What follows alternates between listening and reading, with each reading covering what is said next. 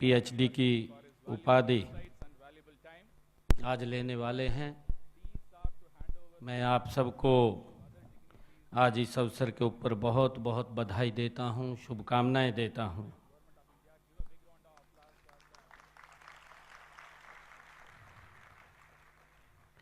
आज ये उपाधि व पदक प्राप्त करने वाले सभी विद्यार्थियों को मैं बहुत बधाई भी देता हूं और कहना चाहता हूं कि सपनों की उड़ान है, सपनों की उड़ान है, हौसलों की पहचान है। केवल डिग्री नहीं है, यह आपकी मेहनत का सम्मान है।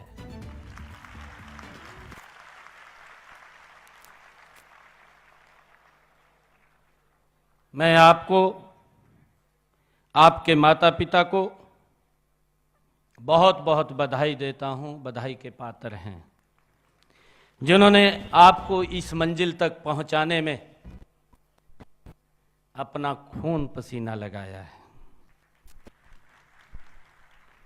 साथ ही मैं इस अवसर पर आपको त्रास कर इस मुकाम पर पहुंचाने वाले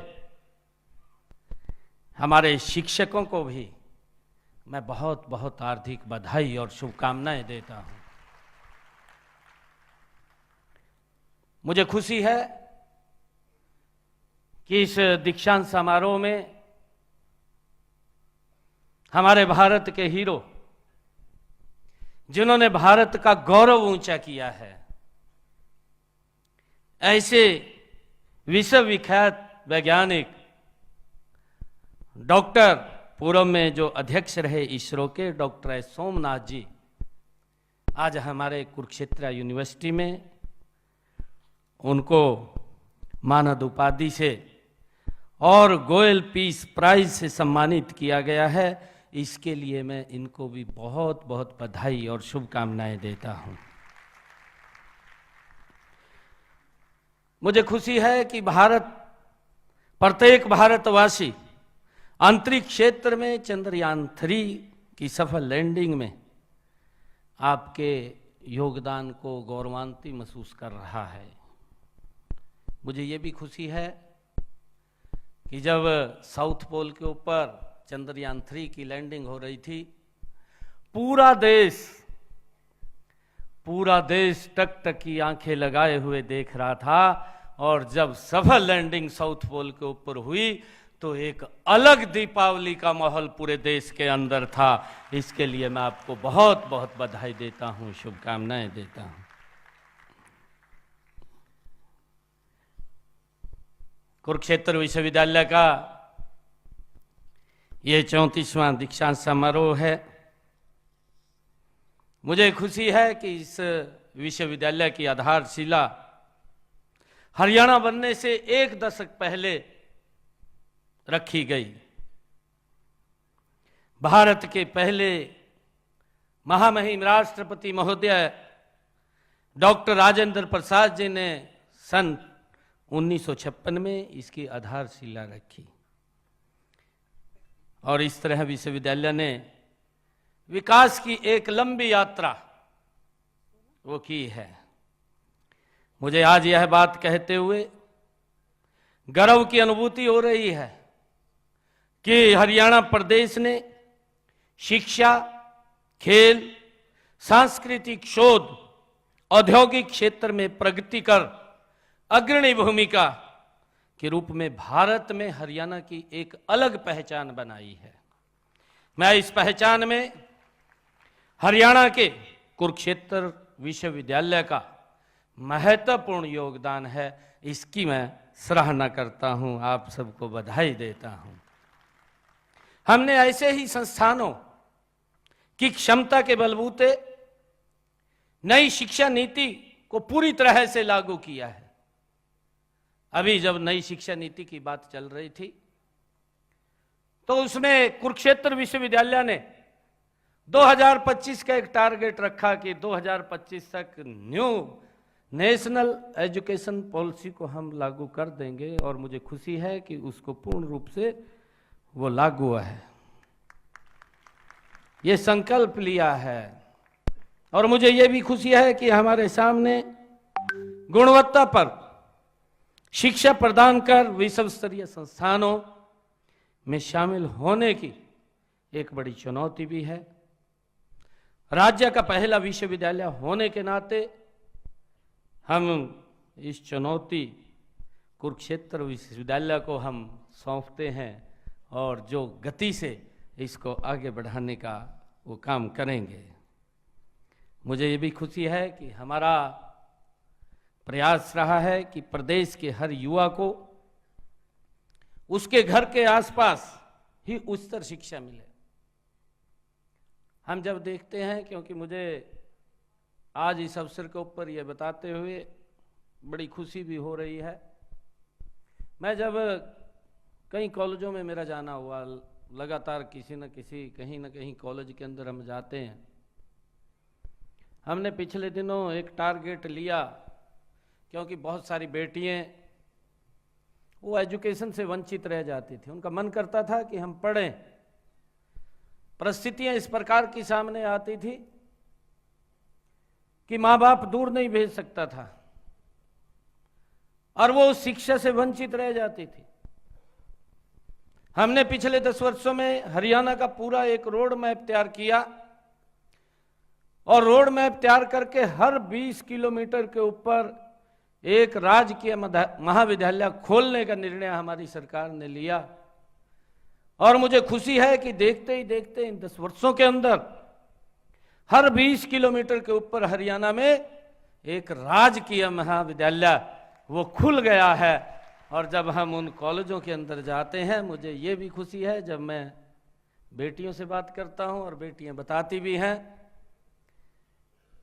कि हम नज़दीक के कारण यहाँ एडमिशन हो गया, हम पढ़ रही हैं, परंतु बाहर जाने में हमें दिक्कत थी। और आज जब हम देखते हैं 32 राजकीय महाविद्यालय ओनली ये गर्ल्स के लिए खोले गए हैं, राजकीय कन्या महाविद्यालय ये लड़कियों के लिए खोले गए हैं और लड़कियां उनमें अच्छी शिक्षा ले रही हैं। यह हमारी सरकार का ध्येय है और उसको लेकर के हम गति से इसको आगे बढ़ा रहे हैं। मुझे ये भी खुशी है कि हमने हरियाणा के अंदर शिक्षा के साथ साथ युवाओं को कौशल विकास पर भी हमने बल दिया है। समय की मांग के अनुसार हमने स्कूल से लेकर के विश्वविद्यालय तक शिक्षा के कौशल के साथ उसको जोड़ा है। स्कूलों में NSQF और हमारे कॉलेजों में पहल योजना, विश्वविद्यालयों में EQ सेंटर्स और तकनीकी संस्थानों में उद्योगों की जरूरतों के अनुसार प्रशिक्षण, उद्योगों के लिए MOU करने जैसे कारगर कदम हमारी सरकार गति से उठा रही है। अभी हमने ये तीसरे टर्म की सरकार का पहला बजट अभी प्रस्तुत करेंगे, क्योंकि अभी चुनाव चल रहा है। चुनाव के बाद हमने थोड़ा इसको पीछे किया है बजट को। ये 7 मार्च से शुरू होगा और इस बजट के अंदर हमने हर वर्ग से कहीं ना कहीं उनके सुझाव लिए हैं। हमने युवाओं के सुझाव लिए, यहीं कुरुक्षेत्र यूनिवर्सिटी के अंदर हम आए कि आप सुझाव दीजिए। हमने स्टार्टअप के सुझाव लिए और मुझे खुशी इस बात की है, जब मैं स्टार्टअप से बात कर रहा था, मैंने हरियाणा के लगभग सिलेक्टेड 30, 40, 50 स्टार्टअप्स को बुलाया और उनसे मैं उनके एक्सपीरियंस पूछ रहा था। उन्होंने कई स्टार्टअप्स ने मुझे बताया कि मैं एजुकेशन कर रहा हूं और मैंने 5 पैसा घर से भी नहीं लिया और मैंने पढ़ते पढ़ते ही अपना स्टार्टअप शुरू कर दिया।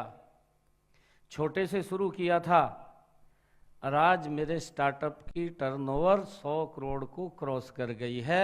ये इस प्रकार की बात सुन करके मन को एक गर्व महसूस होता है कि हमारे युवा किस तरीके से आगे बढ़ रहे हैं। उनकी सोच इस प्रकार की है कि हमने कुछ करना है। आज भारत विकसित भारत की तरफ गति से बढ़ रहा है।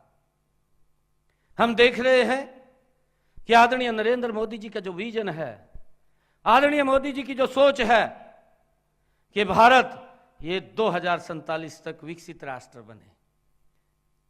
हमारे सभी युवा साथी आज यहां से अपने अपने अलग अलग क्षेत्रों के अंदर देश में सेवाएं देने के लिए आप लोग तत्पर हैं, तैयार हैं। आप इस विकसित राष्ट्र के अंदर आप लोगों की बड़ी भूमिका होगी। इस भारत को विकसित राष्ट्र बनाने में आपका महत्वपूर्ण योगदान होगा।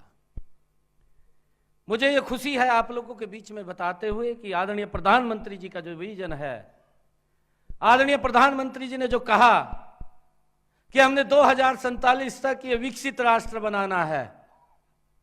अभी आप लोगों ने पिछले दिनों देखा होगा, हमने आजादी का 75वां वर्ष मनाया।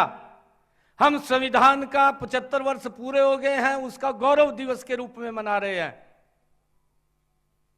आदरणीय प्रधानमंत्री जी की जो सोच थी कि भारत जब गुलामी की जंजीरों में जकड़ा हुआ था, हमारे उन क्रांतिकारी वीरों ने इस भारत की गुलामी की जंजीरों को काटने के लिए इस भारत भूमि के ऊपर अपने आप को कुर्बान किया।